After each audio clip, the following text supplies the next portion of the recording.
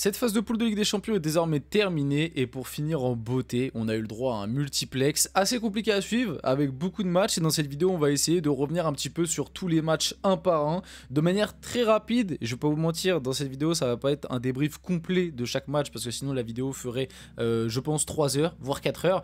En tout cas on va essayer de revenir sur un petit peu toutes les rencontres, pouvoir en donner à tout le monde, tu vois, pour les matchs qui ont peut-être été un petit peu moins médiatisés, un petit peu moins vus, revenir dessus, parler un petit peu du score, parler un petit peu des buts et voir un petit peu les physionomies, faire ça de manière plutôt rapide, assez concis. Il y a des matchs aussi dans le lot, donc dans le lot que vous voyez juste ici sur l'écran, qu'on a déjà débriefé, qui ont leurs vidéos en particulier, donc n'hésitez pas à aller les voir sur la chaîne. En tout cas salut à tous les gars, c'est Azial, j'espère que vous allez tous très bien. Moi personnellement ça va, on a pas mal de boulot là, ça y est on se remet un peu au boulot. La Ligue des Champions, en tout cas la phase de poule, la phase de Ligue, là, appelez ça comme vous voulez, de Ligue des Champions est déjà finie. On a eu un multiplex pour terminer tout ça, multiplex assez inédit déjà au niveau de la Ligue des Champions et même dans l'histoire du foot.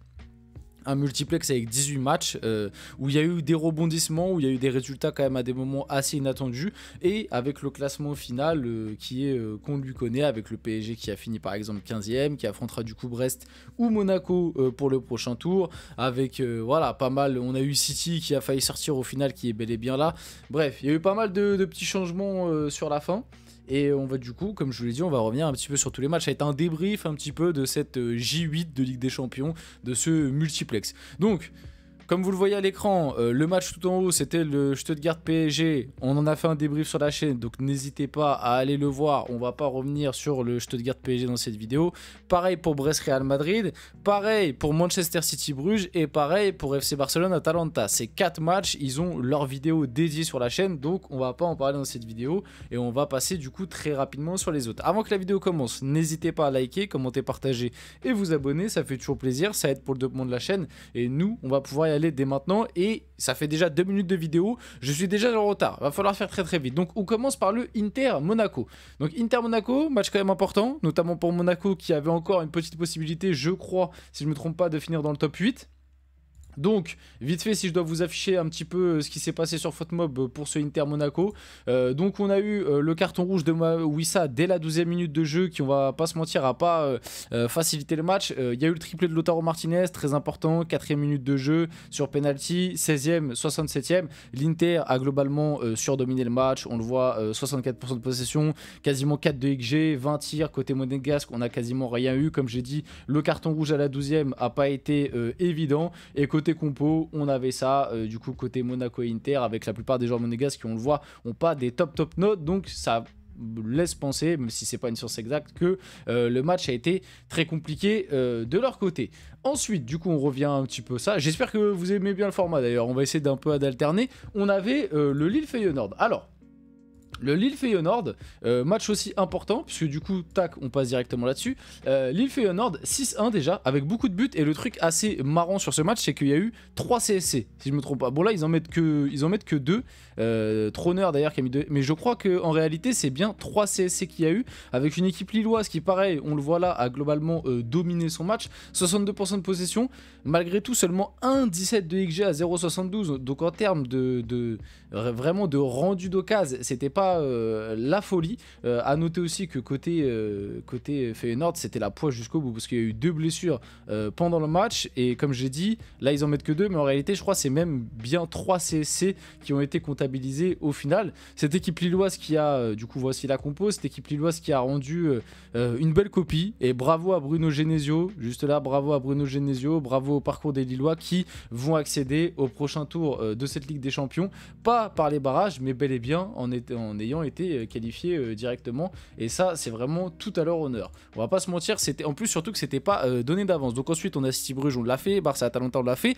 PSV Liverpool, et le PSV Liverpool pareil, match intéressant même s'il n'y avait pas de grands enjeux, peut-être pour le PSV. Je me rappelle même plus de leur classement. En tout cas, le truc qui était intéressant, c'est de voir Liverpool tomber. Même si on va aller directement au bout, voici la compo. Bon, la compo côté Liverpool, on va pas se mentir, énormément tourné avec du Robertson qui on le voit était défenseur central, voilà, Dance, bon on avait Chiesa mais qui a quasiment pas joué depuis le début de saison, encore moins Ligue des Champions, McConnell, bon on avait Endo, bon voilà, et sur le banc Tyler Morton, Trey Noni, il y avait absolument aucun titulaire, ou quasiment aucun, parce que Gakpo à des moments il peut faire partie un peu des titulaires, mais sinon il y avait, et Robertson aussi du coup, et sinon il n'y avait aucun titulaire habituel qui était présent sur ce match, et malgré tout du coup c'est une défaite entre guillemets seulement 3-2 face à une équipe du PSV sympa, notamment le but de Bakayoko. Sacré but, franchement le but de Bakayoko là, avec la petite feinte c'était sympa, et ouais, match disputé en vrai, hein. Match disputé, Liverpool voilà, bon ils ont pris 3 buts, ils menaient 2-1 en plus, ce qui est un petit peu dommage, et du coup en fin de match il y avait même eu le carton rouge de Nalo, donc voilà, Liverpool qui chute, mais c'est pas non plus choquant quand tu vois la composition, on va pas se mentir, et on est déjà à 6 minutes de vidéo, va falloir un petit peu accélérer. Le Bayern Bratislava, donc le Bayern qui, ça on va faire très rapide, tac, le Bayern qui a gagné 3-1, but de Thomas Müller, d'Harry Kane, Kingsley Coman et Slovan Bratislava qui sauve l'honneur à la 90e. Le Bayern a surdominé, 75% de possession, 4 de XG, bon voilà, il n'y a rien de plus à dire, vite fait je vous montre quand même la compo, avec Matistel qui a joué, et qui d'ailleurs je crois a fait ses adieux aux supporters du Bayern qui étaient là en tribune, donc voilà, il n'y a rien de plus à dire, 3-1, même limite je trouve que c'est un petit peu léger. Là par contre c'est intéressant, le Juve Benfica. Alors le Juve Benfica, déjà moi je m'attendais pas à ce que Benfica l'emporte. Tac, on passe directement ici. Donc victoire 2-0 de Benfica, Pavlidis et Koukchou à la 80e. Avec quand même la Juve qui on le voit a eu plus de tirs, a eu plus de possession, qui globalement en termes de temps fort, menace d'attaque est un petit peu supérieur à Benfica, mais en termes d'XG, voilà, le Benfica a eu moins de tirs, bon ça se joue à 1, mais a eu plus de grandes chances, les XG sont plus du côté de Benfica, donc je pense malgré tout que la victoire est méritée, même si la Juve du coup a eu un petit peu plus la possession du ballon, et au niveau des compos on est sur quelque chose comme ça. On enchaîne ensuite le Gérone Arsenal.